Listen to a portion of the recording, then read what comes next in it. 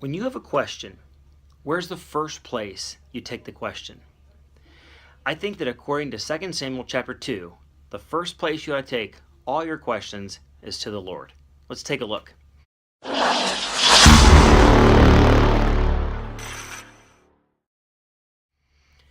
In 2 Samuel chapter 2, David's been living in the land of the Philistines.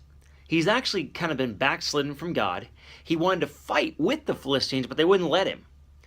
And Saul gets killed, and now he says, Lord, what do I do? And God says, go to Hebron. When he gets to Hebron, he is anointed king. Now, 20 years earlier, he had been anointed king by Samuel, but it hadn't happened yet. He doesn't manipulate anyone, but the elders just come to him and say, hey, we want to make you king, but only over Judah. He's over the tribe of Judah. The other tribes, Abner, the commander of the armies of Saul, he gets Ishbosheth, one of Saul's sons and probably an illegitimate son from a concubine, and says, we want to make you king. Ishbosheth is 40 years old.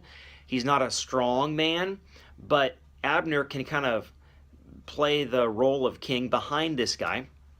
And so he becomes king over the other tribes. And this lasts 2 years. After 2 years, Abner, the commander of Ishbosheth's army, meets up with Joab, the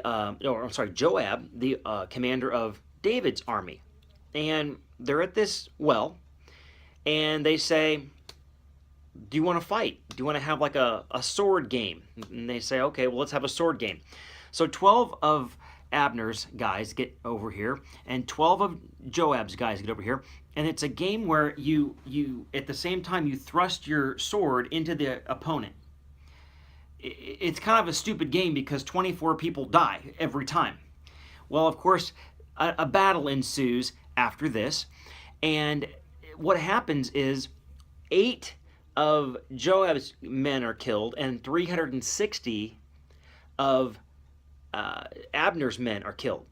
And Abner begins to run, and one of Joab's brothers named Asahel, who's extremely fast, is chasing him. And Abner says, stop chasing me. I'm going to kill you if you keep chasing me. And he goes, I'm not going to quit. Why should I quit? I'm going to catch you. I'm going to kill you. Well, it wasn't going to happen.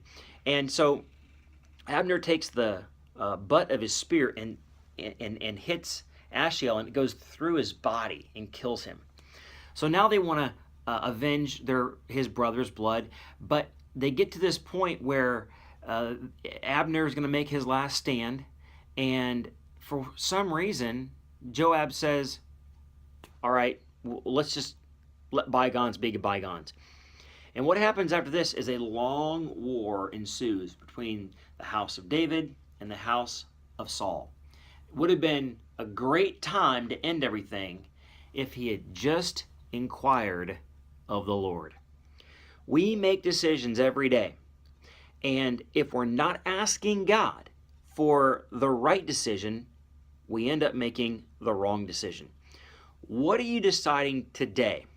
What do you need to do today? And have you inquired of the Lord?